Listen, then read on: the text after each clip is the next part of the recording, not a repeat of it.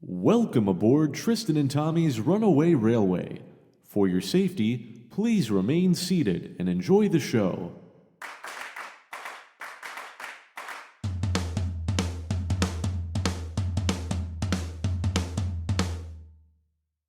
All right, welcome to Please Remain Seated, a theme park podcast hosted by two theme park enthusiasts that work for the industry in Orlando, Florida, theme park capital of the world. We got a lot of updates regarding Disney, as well as some of the other parks here in Florida with Universal, Busch Gardens, and even SeaWorld. Tristan, how are you doing?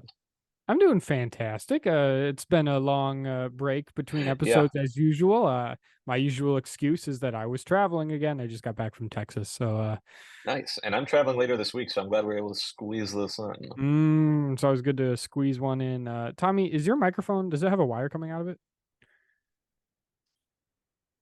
I knew it, man. He started talking into it when we started recording, and there was no wire. He's literally not even talking into a real microphone right now. You know, Tristan, you don't. You had to. You know, it's fine. I'll plug in my microphone. If that makes you so happy. I don't know what what were you thinking? Did you I go don't into know, this? Tristan. I don't know. You're still You not know, coming I out of it. I don't care. I'm not. My microphone isn't plugged in. All right. I sound fine. What kind of cockadoodie? What kind of I cockadoodie? like holding the microphone. You're And you coming know, out of whatever uh, we were doing the last few weeks, it kept on plugging itself, even though it was still plugged in. It, you just gave up. okay. You know, I got my AirPod Pros or whatever. I think they sound fine with my mouth. Um, You're not even coming out of your AirPods because when you went away from your computer earlier today, your voice got way quieter. You're coming out of your computer microphone, Tommy. The train kept a rolling, as Aerosmith says. We'll keep this thing going. we're gonna keep it going. You know, it has been a while since we've recorded, and I remember like I had taken some notes like kind of shortly after we recorded the last episode. Um, one thing because we had talked about the many updates based on the D23 conference from Disney. One of them about being country bears and like liver lips is changing. He's gonna have a different name now. Apparently, liver lips is actually a very old racial slur. So somehow that's been a Disney character name for 50 years, or 60, because I think it opened in like the 60s maybe. Um, and then also another note, when I was talking about the plot of The House, The Darkest Deal at Halloween Horror Nights, Tristan commented that it sounded very similar to the plot of The Devil Went Down to Georgia song. And I actually remembered right after recording that there was an older speculation map that just named a house The Devil Went Down to Georgia. Um, so I guess there definitely was at least some influences, or at the very least, somebody that worked on the house was like, oh, yeah, that kind of reminds me of that song. And then whoever publishes the speculation maps, wherever they get their information, ended up putting that down in it. But anyway, that's those were notes I had from the last show.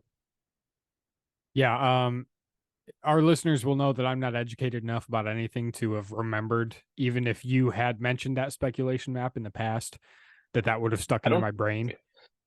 yeah, So the fact that I was able to conclude that story sounds a lot like The Devil Went Down to Georgia proves that it is a blatant ripoff of The Devil Went Down to Georgia.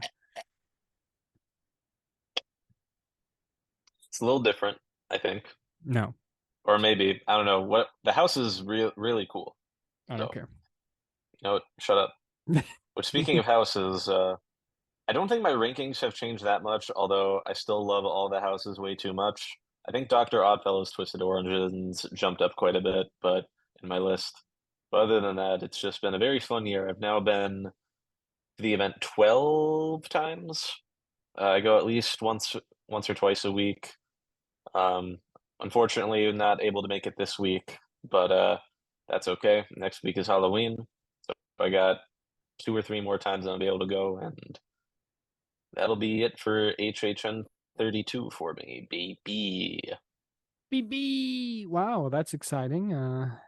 Good Yeah. for you there. Now that we've done some housekeeping and talked about whatever we just talked about, we can hop on into the news. The news. We'll knock out Disney stuff first. How's that sound? So That sounds terrific.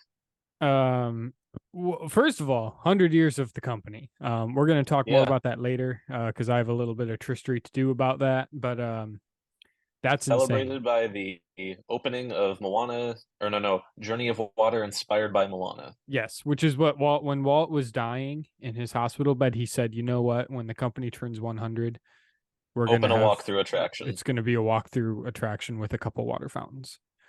Yeah. Yeah. I have heard it's really cool. I haven't been through it myself, but yeah, I haven't been there either.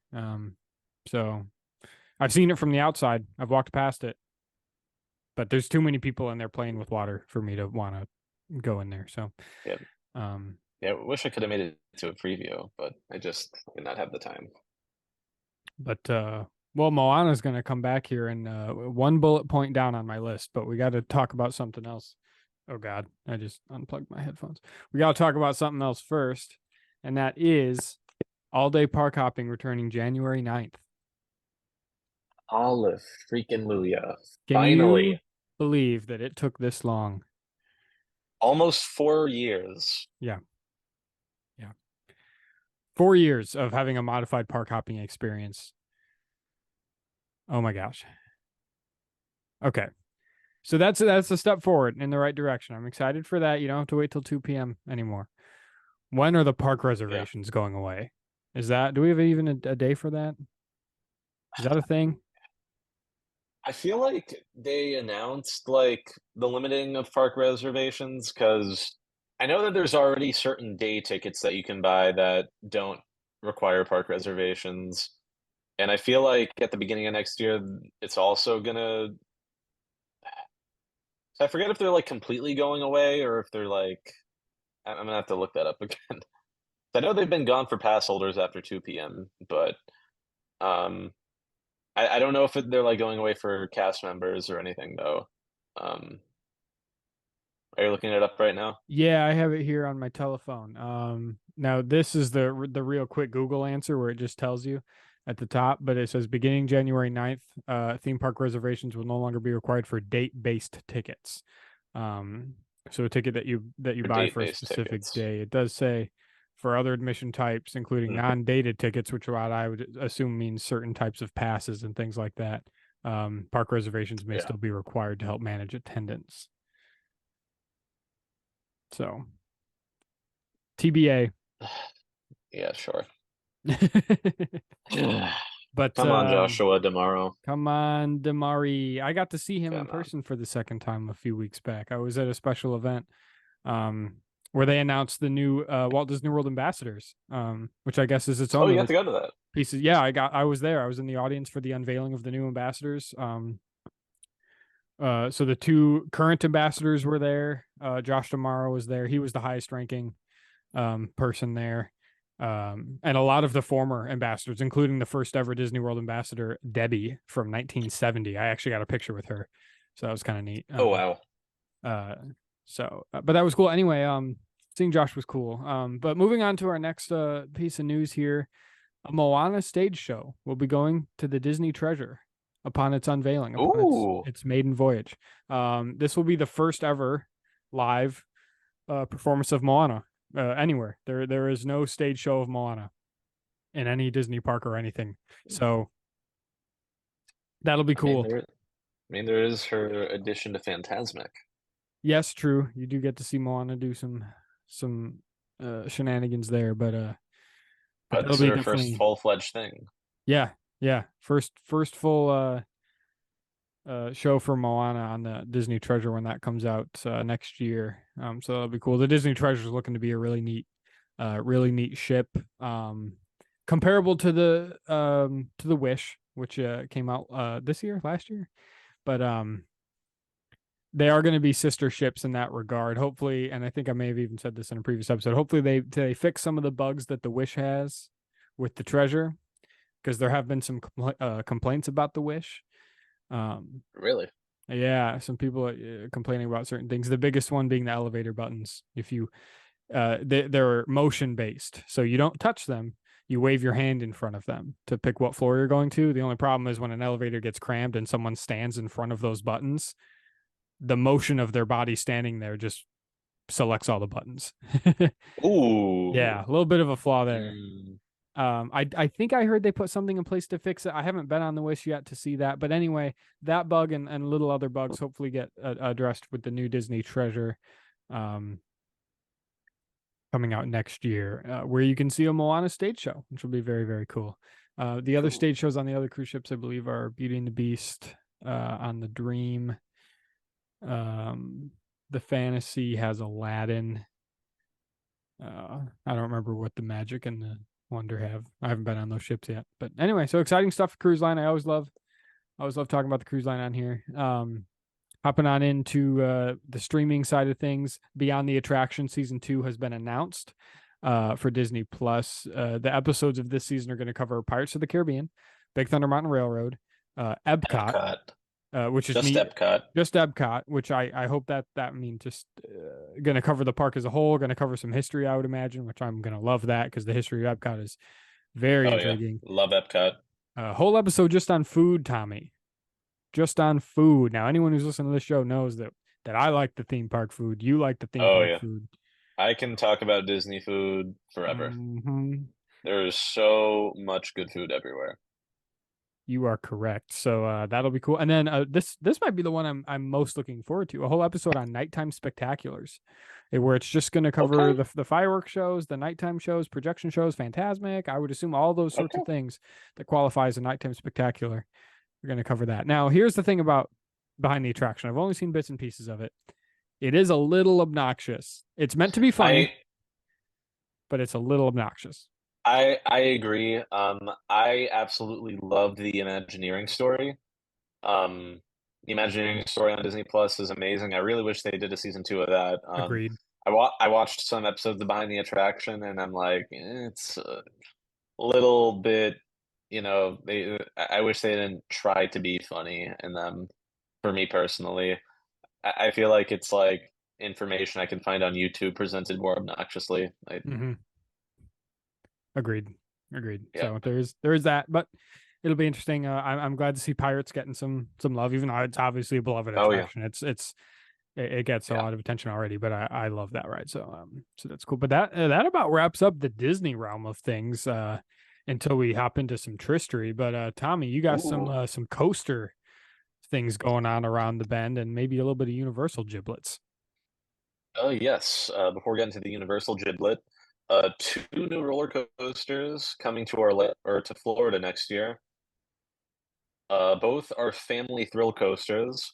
One at SeaWorld Orlando, the other at Busch Gardens Tampa. One going to SeaWorld Orlando is going to be called Penguin Trek, and I believe I don't really have too much information on it, honestly, but I know that it's going to be manufactured by Bolliger and Mabillard, so just another B&M coaster going to SeaWorld Orlando. I don't know how many that B&Ms they have, but also kind of interesting because I feel like B&M usually doesn't do like family coasters, so like it's kind of going to be their first realm going into that. And I know like SeaWorld parks around the world, or around the country at least, have like gotten some like straddle type of coasters, so I think the trains might even be similar to that. So that's gonna be pretty cool. This will be the coolest research mission you've ever joined. Prepare for Penguin Trek, an unforgettable family launch coaster. Adventure through the breathtaking vastness of Antarctica. Board your snowmobile and race along with your expedition team up to 43 miles per hour, navigating twists and turns and narrowly escaping the crumbling hazards of an icy cavern. Reach the end and you'll make the ultimate discovery, a real penguin habitat. This indoor/outdoor family ride is the most immersive addition to the coaster capital of Orlando, with a height requirement of just 42 inches, is the perfect journey for families to share. That actually sounds really nice. That is a great fit for that park. Tristan, what do you think? Yeah. Yeah, you've never been to SeaWorld, right? Correctamundo. One day you'll take me.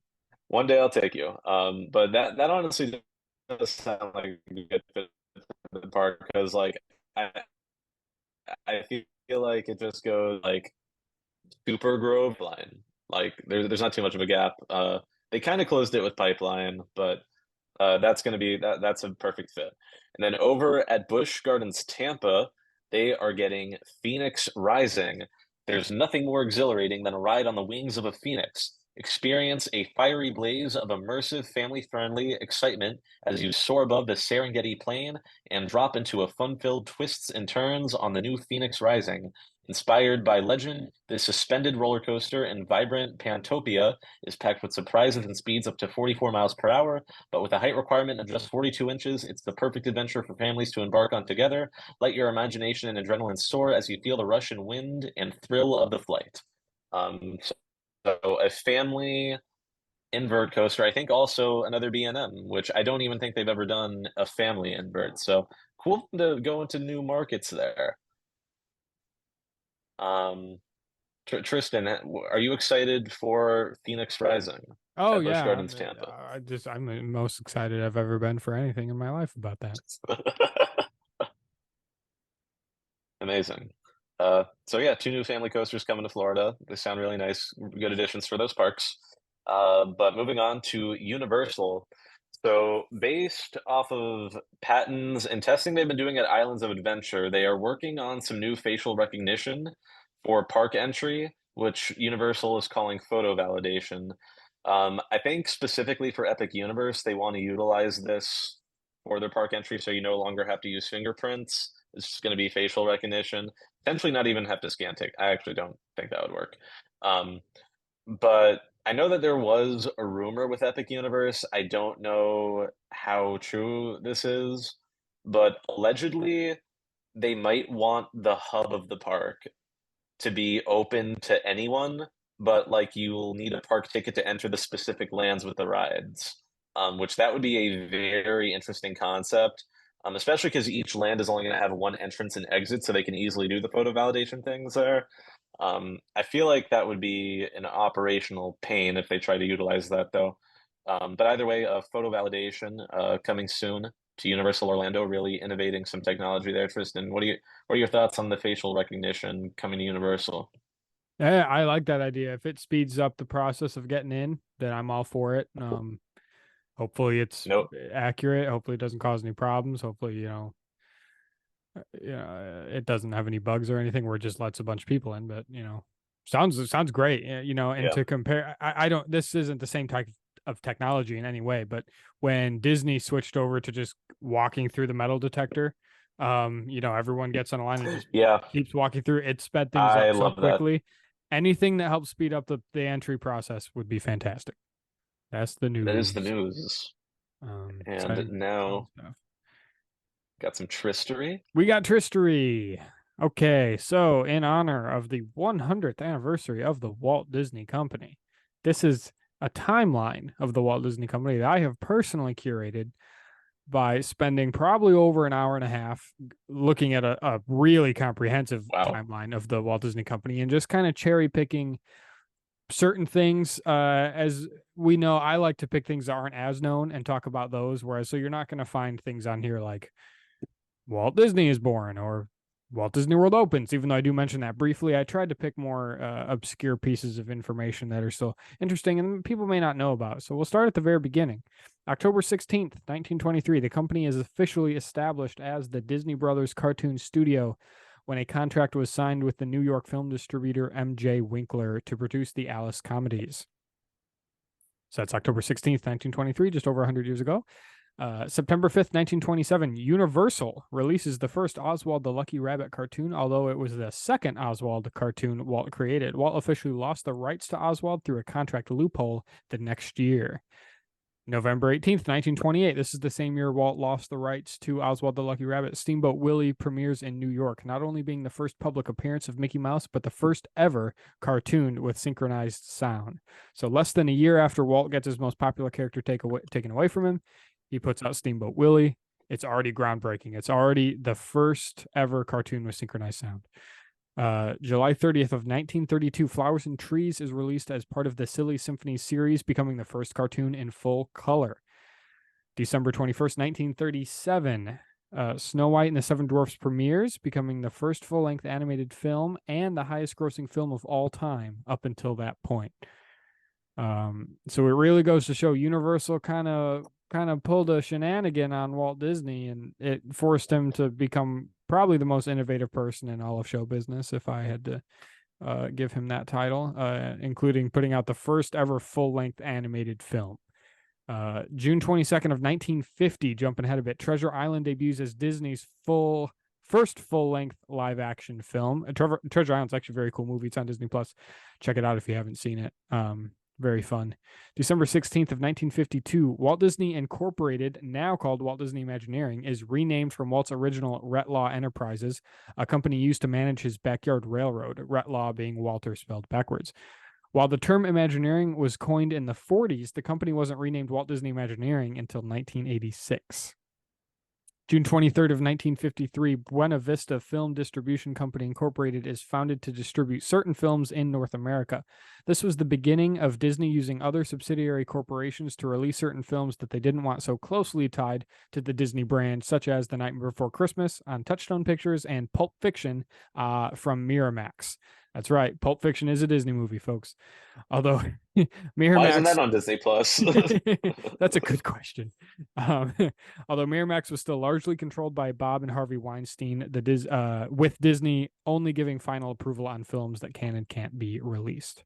July 17th of 1955 is a big one. Disneyland opens in Anaheim after 7 years of planning and 1 year of construction. So I've said it before, I'll say it again. Disneyland was built in 1 year. That's insane. Mm-hmm. August 27th, 1964, Mary Poppins premieres at the Chinese Theater in Hollywood, becoming the highest grossing movie of the year and Disney's highest grossing film ever at the time. October 27th, 1966, Walt Disney shoots a short film at the Walt Disney Studios announcing his original plan for Epcot. The film wouldn't be shown until February of 1967, a couple months after Walt's death. Definitely go on YouTube and search the original Epcot film. I want to say it's like between 20 and 30 minutes. Very, very intriguing to hear Walt talk about what Epcot was supposed to be and how they already had such concrete plans in place. Of course, none of it ever happened, and there is an argument that it wouldn't have worked, but very intriguing. Check that out if you haven't seen it. June 22nd, 1970, the Walt Disney Archives are founded to preserve and showcase different materials related to the company. Dave Smith had been hired by Disney to archive certain things in October of 1969 and proposed the archives be officially created the next year. Dave worked archiving things for Disney for 40 years before retiring and passed away in February of 2019. I have one of his books. You've probably definitely seen it. It's called Disney A to Z. The official Disney encyclopedia. They just did a fourth or fifth version of it in honor of the 100 years. And it is a very detailed encyclopedia of all things Disney.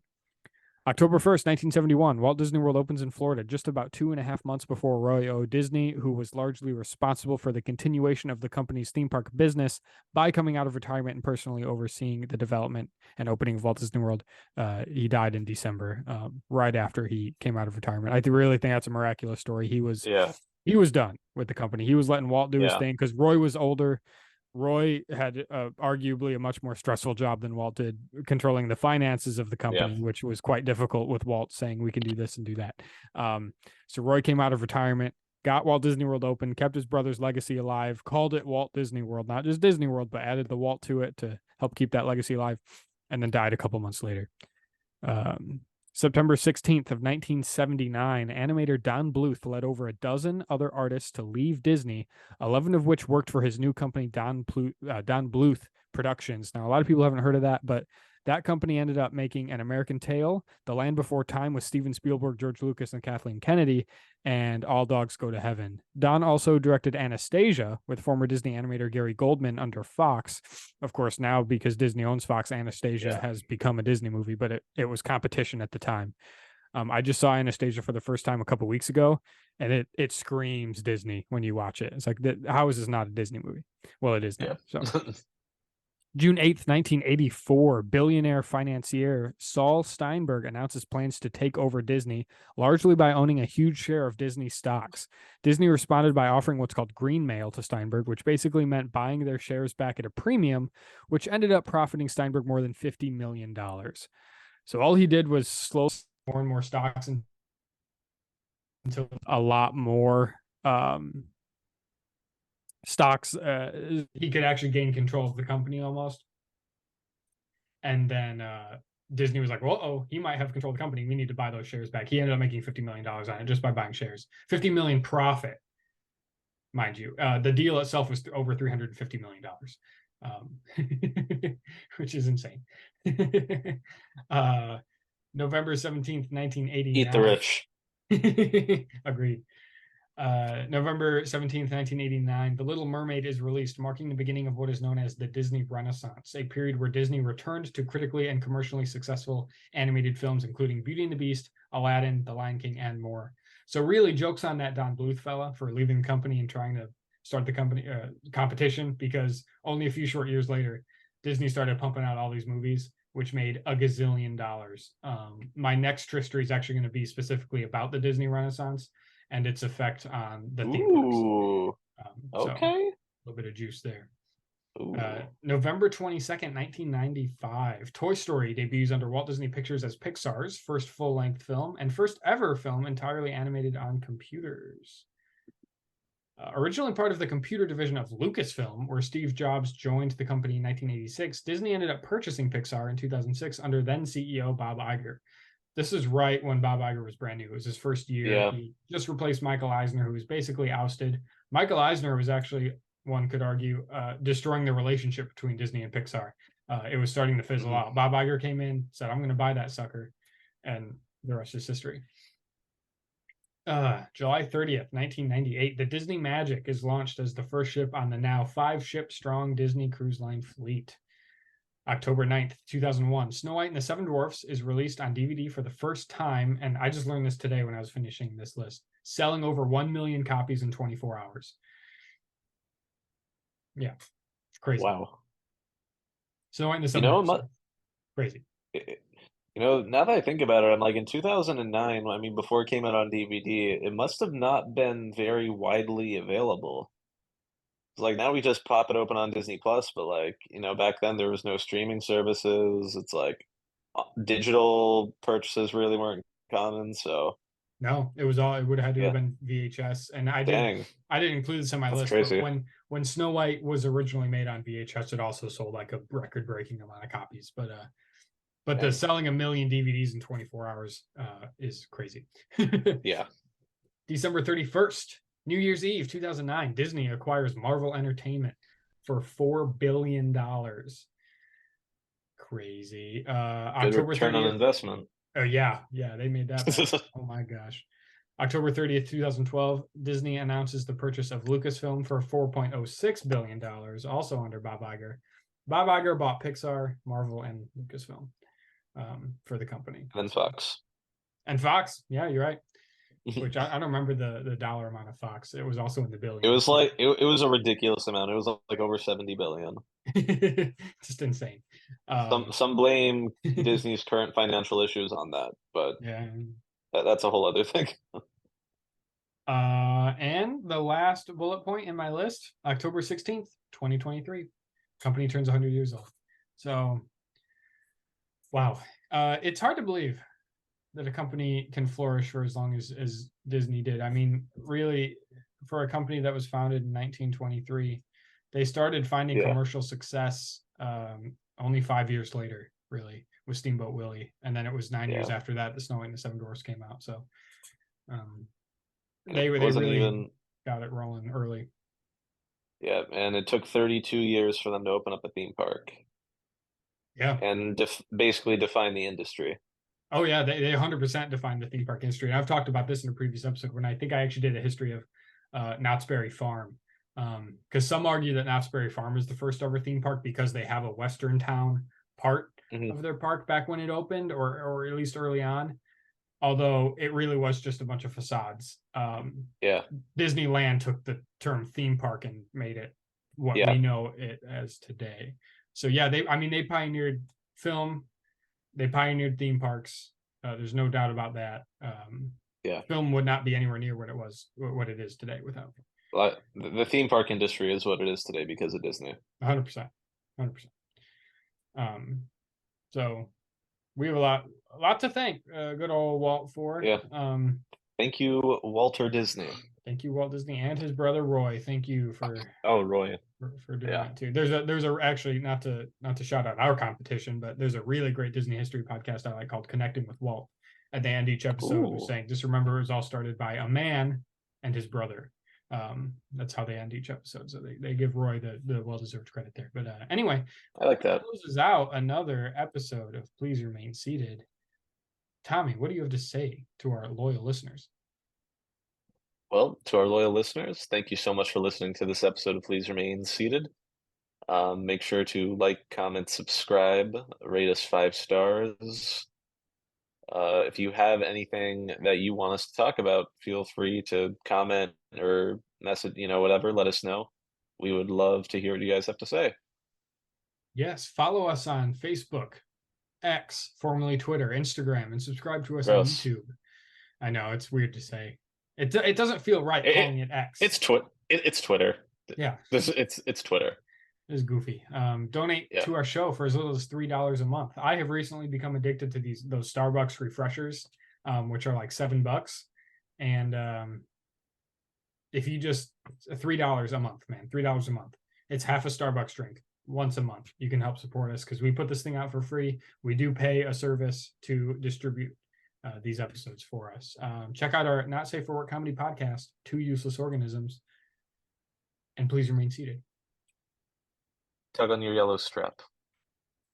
Push up on your lap bar.